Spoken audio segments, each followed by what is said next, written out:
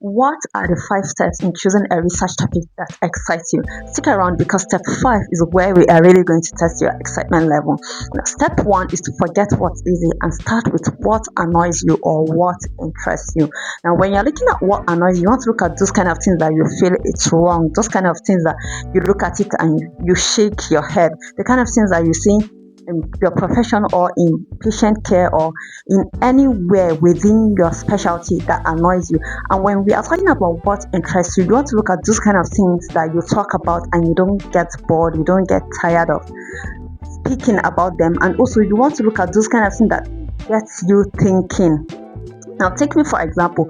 What annoys me is anything that has to do with nursing image. If it is bad, like the image that people hold carry about nurses, if it is bad, it really annoys me. And because it annoys me, it's something that I would want to find a solution for or find out why it is happening. So I can easily turn it into a research topic and have something like social media portrayal of nurses and its impact on professional image, or factors influencing negative public image of nurses among hospital patients. Those are something that I can willingly study because it annoys me. And if we are looking at what interests me, I can easily talk about AI and how nurses can make more money. Yeah, so I can easily turn that into a research topic. I would want to ask nurses, how often do they use AI? How are they using AI? What do they think about artificial intelligence? Or I can ask them questions about side hustles. What are they doing? What do they think about making money outside hospital? What do they think about entrepreneurship? Now, we all have different things that annoys us and interest us. Just find yours and use it wisely. Now, step 2 is to connect it to your experience. Now, once you've identified your big area, like the specialty that you want to conduct your study, now what you want to do is connect it to your experience. Maybe you've worked in a maternity unit or in a pediatric unit, so you are familiar with those units, with those departments. So it's easy for you to identify problems, to look at problems that other people can easily miss. Because you are familiar with it, it's going to be very easy for you. And experience doesn't really have to come from your workplace. Maybe it's something that you yourself have experienced, like firsthand. Maybe you are a mother, you've given birth and you've experienced postpartum depression. You can be like, okay, you also want to hear stories from other mothers who have experienced it, or maybe it's something that someone has said to you. Take me for example, people have told me that what the nurses know, you guys only go to hospitals to make bed. Now that's something that has to do with nursing image.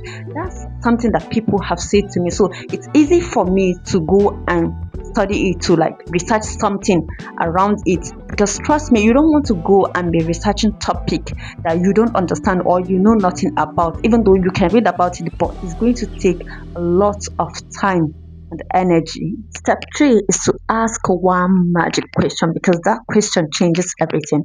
Ask yourself, will I still care about this topic, about this research after I graduate?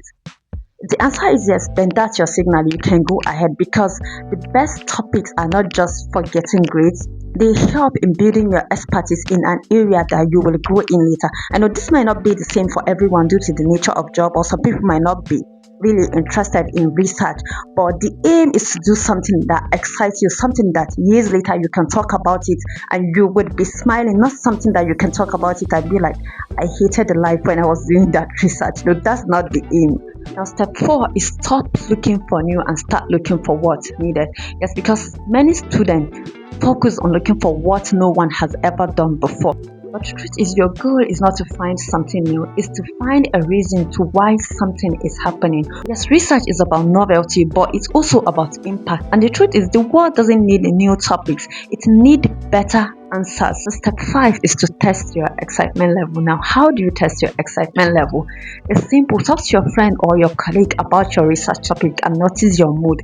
If you feel happy or smile while talking about your topic, then you can keep it. But if you feel bored or unsure, or you feel sad talking about it right from the beginning, then just drop it and move on.